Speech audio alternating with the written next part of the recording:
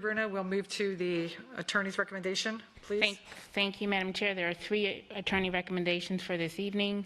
The first one is the approval of the settlement agreement and release for Judith Johnson in the amount of $450,000, inclusive of all fees and cost. Thank you. You have heard the attorney's recommendation that the board approves the settlement agreement and release for Judith Johnson in the amount of $450,000, inclusive of all fees. Members, is there a motion to approve? I move we approve the settlement agreement and release for Judith Johnson in the amount of $450,000. Thank you. Do I have a second? I'll second it. Thank you, Ms. Vaughn. Can we please record your vote? Okay, we have 6 and 1 abstained. Who abstained? Ms. Fisher? Okay. Ms. Fisher, if you could just state the reason for the abstention, just in one sentence. Pursuant to the statute, at this point, since this settlement is pretty much over, we can disclose, just in one sentence. So I'm abstaining from this vote because I have information that this person is not a whistleblower, but an offender. I'm abstaining from this vote because I have information that this person is not a whistleblower, but an offender.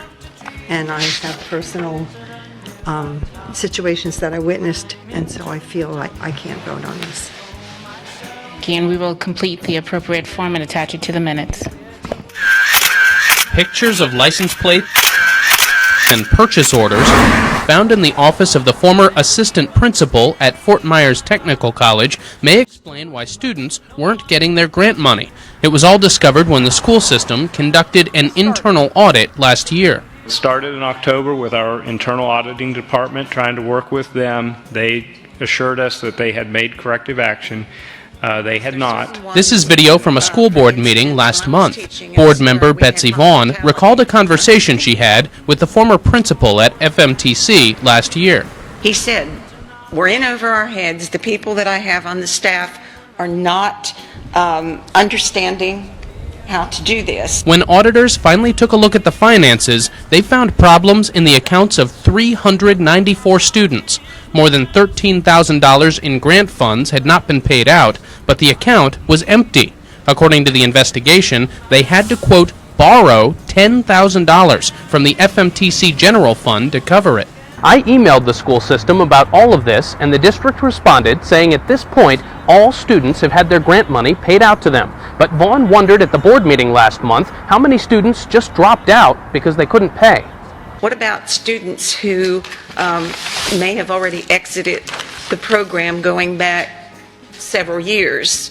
Because I'm assuming we had the same staff, the same accounting staff, or financial accounting staff in place for a few years? Well, I don't know about that. I can't necessarily answer who was in place from one year to the next, because, as I said, there was some turnover inside of that time period.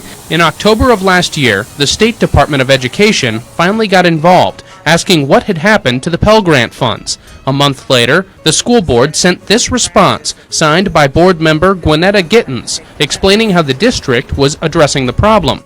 But the numbers were all different. Now, instead of 394 students affected, it was only 77. And instead of $13,000, the number owed back to students had grown to $30,862. Finance Director Amy Desamores says all of that has been paid back and new staff have been hired. First, there were new positions that were provided to the college in June of 2019, and that is in the section about steps taken to assist. A business process analyst and an accounting specialist that were placed there to become experts within the process. And Desamores says new reporting policies are now in place to provide better oversight over FMTC. As for the two employees who were investigated, both were let go, but the former principal of FMTC has since been rehired by the district in a different role. The district says it did not find any evidence that any intentional fraud had occurred. In Fort Myers, Rob Manch, Fox 4, in your corner.